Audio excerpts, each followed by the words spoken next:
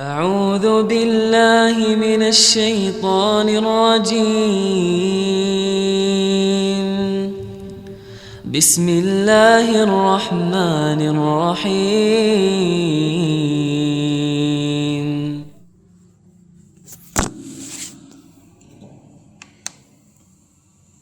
إن الحمد لله نحمده ونستعينه ونستغفره ونعوذ بالله من شرور أنفسنا ومن سيئات أعمالنا. من يهده الله فلا مضل له ومن يضلله فلا هادي له.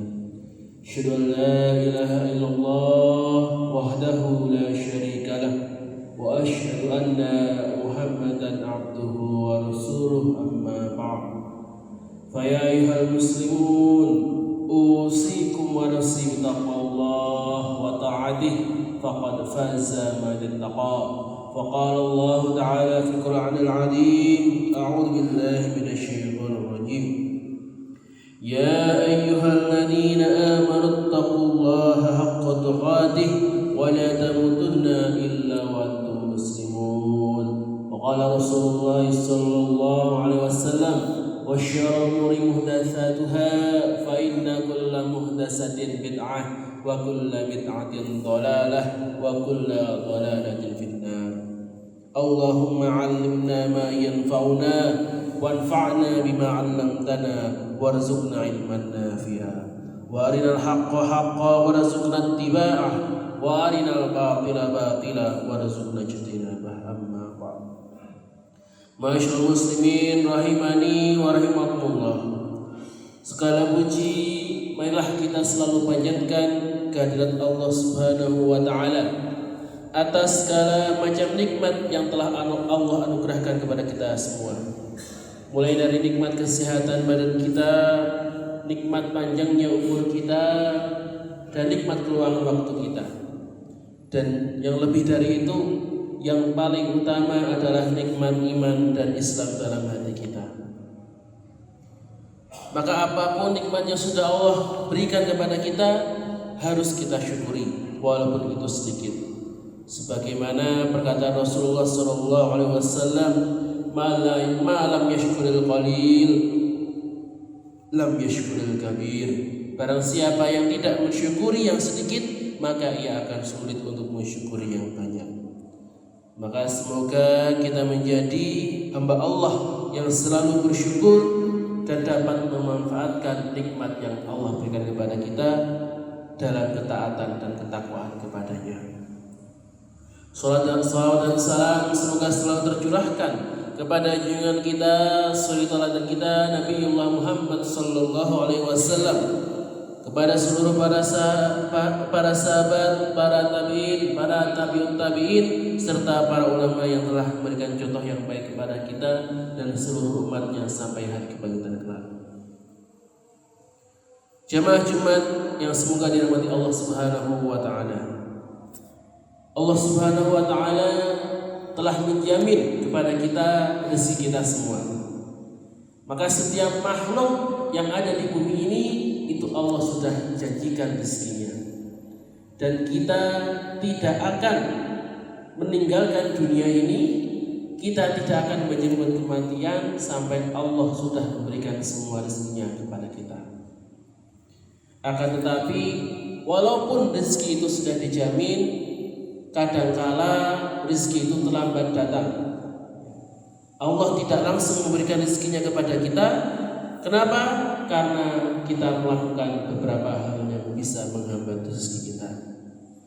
Ibnu Qayyim rahimahullah dalam kitabnya Zadul Ma'ad berkata, ada 4 hal yang dapat menghambat rezeki, yaitu tidur pagi, sedikit sholat, bermalas-malasan, dan sifat khianat.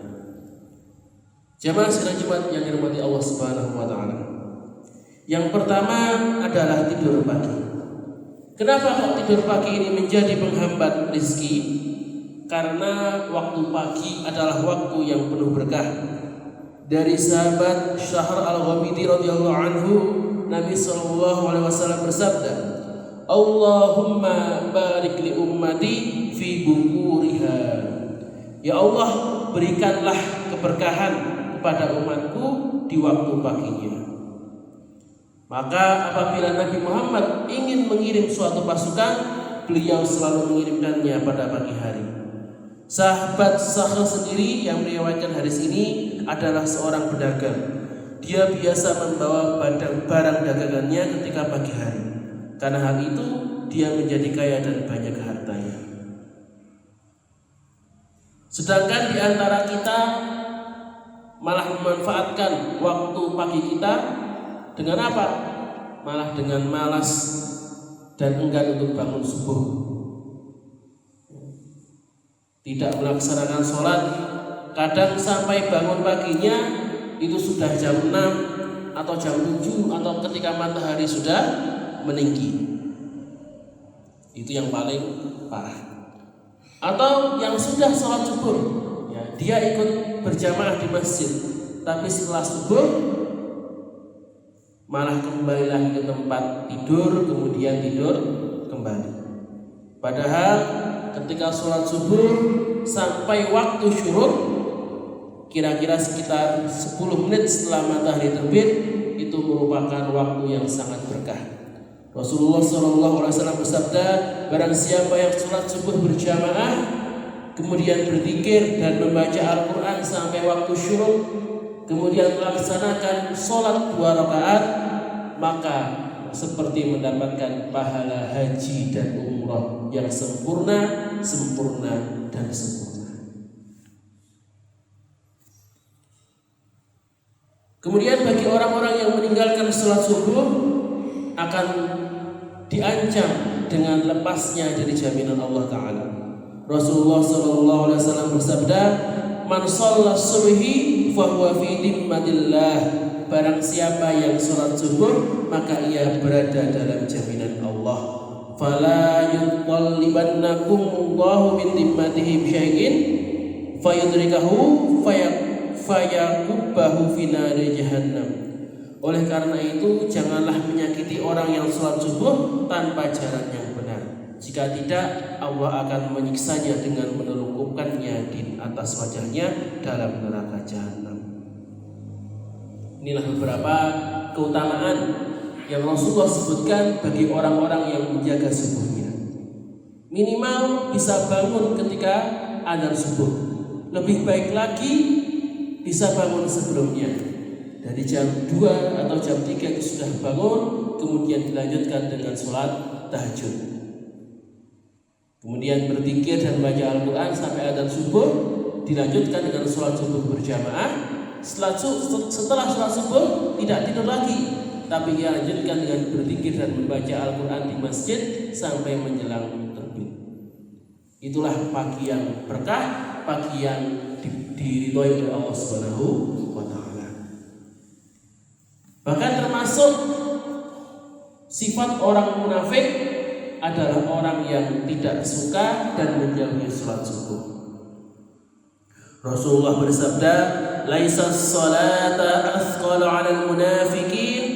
Tidak ada sholat yang lebih berat bagi orang-orang munafik min sholatil fajri wal isya, selain dari sholat subuh dan sholat isya. Walau ya'lamuna ma fihima, seandainya mereka tahu apa keutamaan yang ada dalam kedua sholat itu, la atauhuma walau habu, mereka akan mendatanginya walaupun dengan merangkak.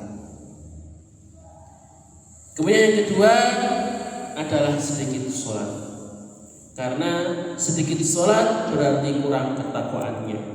Padahal takwa itu adalah pembuka pintu rezeki.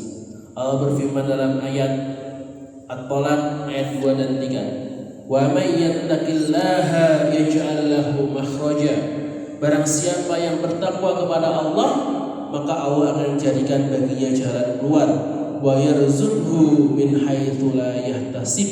Dan Allah, Dia akan memberinya rezeki dari arah yang tidak disangka-sangka. Wa may yatawakkal 'ala Allah, dan barang siapa yang bertawakal kepada Allah, fahuwa hasbuh, niscaya Allah akan mencukupi keperluannya. Innallaha balighu amrih, sungguhnya Allah melaksanakan urusan yang dikehendakinya.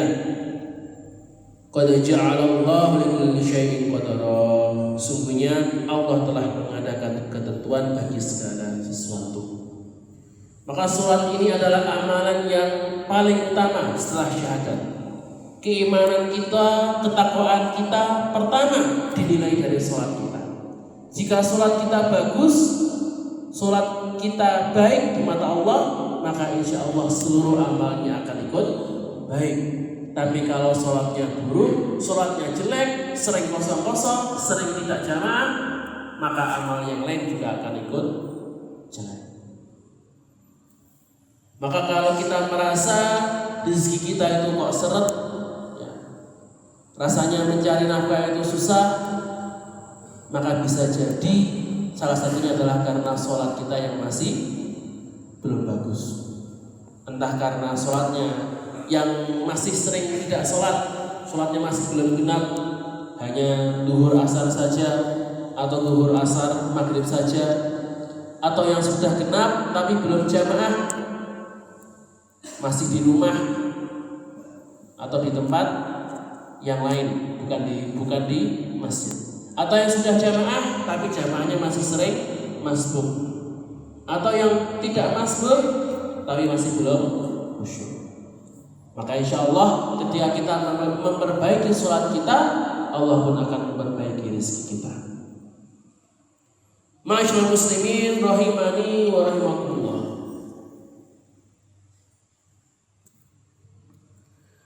Kemudian penyebab yang ketiga adalah bermalas-malasan. Maka sifat ini bisa menjadi sebab rezeki kita itu sulit datang. Karena seorang muslim itu dituntut bekerja dan bertawakal kepada Allah. Jadi walaupun Allah itu sudah menjamin rezeki kita, maka rezeki itu tetap harus dijemput. Ibarat kata kita sedang makan di restoran yang all you can eat, semuanya bisa ambil, silahkan ngambil, sudah disediakan, tapi kita tetap harus ngambil dulu. Kalau kita hanya duduk diam, nggak kemana-mana, ya makanannya juga tidak akan datang. Maka contohlah burung seperti yang disebutkan dalam hadis, seandainya kalian benar-benar bertawakal kepada Allah, tentu kalian akan diberikan rezeki sebagaimana burung diberikan rezeki. Ia pergi pada pagi hari dalam keadaan lapar dan kembali pada sore hari dalam keadaan kenyang. Ya, burung itu sudah dijamin rezekinya, tapi burung itu tidak hanya duduk di sarangnya, tidak diam menanti rezeki itu datang, tapi dia terbang menyambut rezekinya. Imam Ahmad pernah ditanya mengenai seorang yang cuma duduk-duduk saja di rumahnya atau hanya berdiam di masjid, maka ia berkata, aku tidak mau bekerja sedikit pun dan hanya mau menunggu sampai rezekiku datang. Maka Imam Ahmad pun berkata, orang ini benar-benar bodoh. Padahal Nabi SAW bersabda bahwa burung saja bekerja dan berangkat pada pagi hari.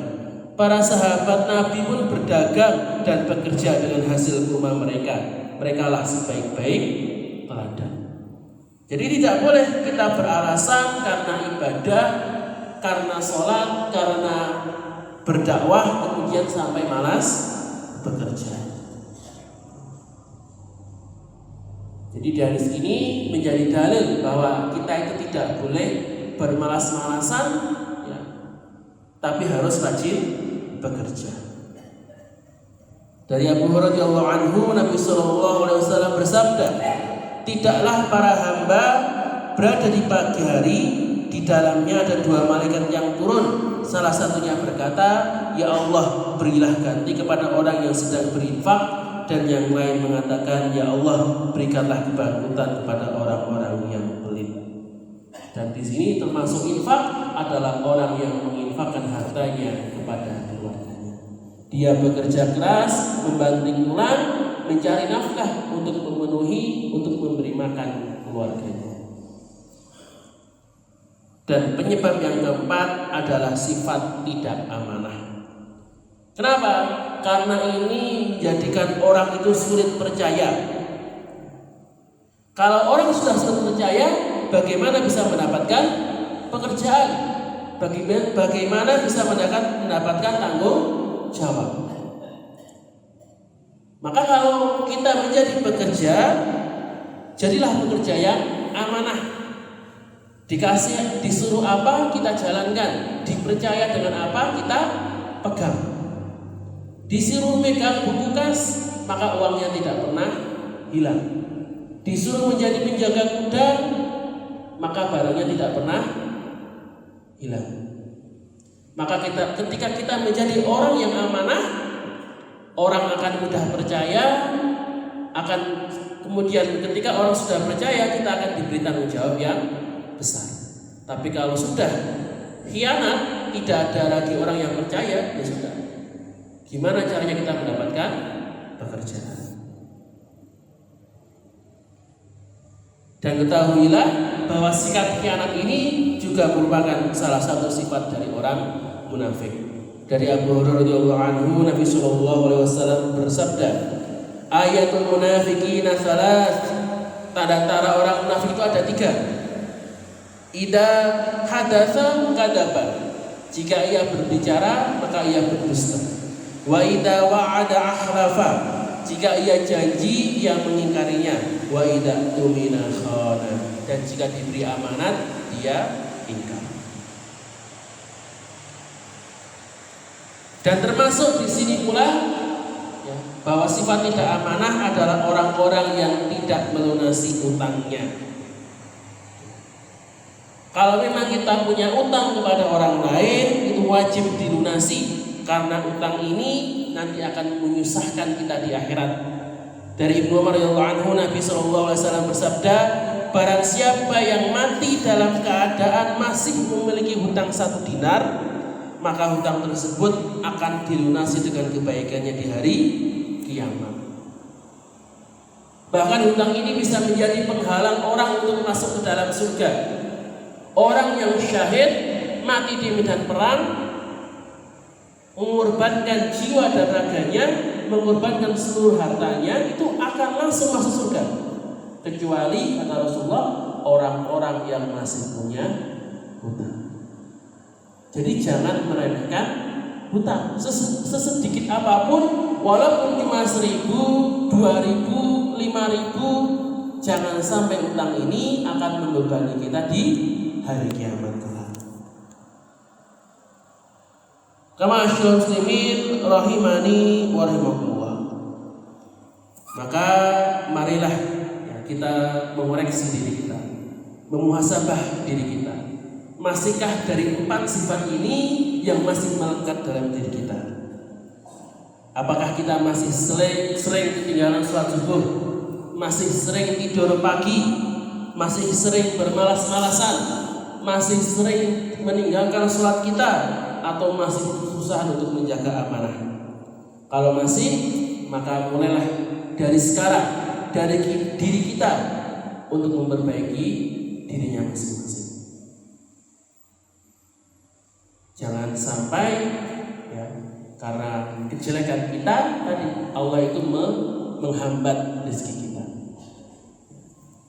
Allah akan membuat kita susah di dalam dunia ini maupun di akhirat kelak. Dan semoga Allah memberikan taufik dan hidayahnya kepada kita semua. Barakallahu li wa lakum fil Qur'anil azim wa nafa'ani wa iyyakum bil ayati wa dzikril hakim wa taqabbal minni tilawatahu innahu huwal ghafurur rahim.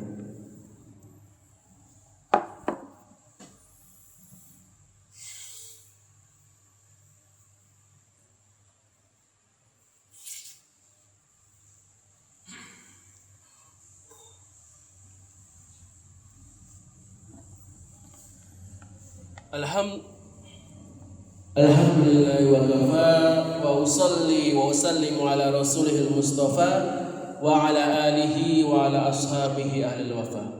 Asyhadu an la ilaha illallah wahdahu la syarika lah wa asyhadu anna Muhammadan abduhu wa rasuluh, amma ba'd. فيا أيها المسلمون أوصيكم ونفسي بتقوى الله واعلموا أن الله أمركم بأمر عظيم أمركم بالصلاة والسلام على رسوله الكريم وقال الله تعالى في القرآن العظيم أعوذ بالله من الشيطان الرجيم إن الله ملائكته يصلون على النبي يا أيها الذين آمنوا صلوا عليه وسلموا تسليما اللهم صل على محمد وعلى آل محمد كما صليت على إبراهيم وعلى آل إبراهيم إنك حميد مجيد اللهم اغفر للمسلمين والمسلمات والمؤمنين والمؤمنات الأحياء منهم والأموات إنك سميع قريب مجيب الدعوات يا قاضي الحاجات اللهم انصر المجاهدين في فلسطين وفي مشاركها وفي مغاربها وكن لهم وليا ونصيرا ومعينا وظهيرا اللهم ألف بين قلوبنا وأصلح ذات بيننا واهدنا سبل السلام ونجنا من الظلمات إلى النور وجنبنا الفواحش ما ظهر منها وما بطن وبارك لنا في أسماعنا وأبصارنا وقلوبنا وأزواجنا وذرياتنا وتب علينا إنك أنت التواب الرحيم واجعلنا شاكرين لنعمتك مثنين بها قابلها وأتمها علينا اللهم إنا نسألك الهدى والتقى والعفاف والغنى اللهم إنا نسألك علما نافعا ورزقا طيبا وعملا متقبلا اللهم إنا نسألك العفا والعافية في ديننا ودنيانا والآخرة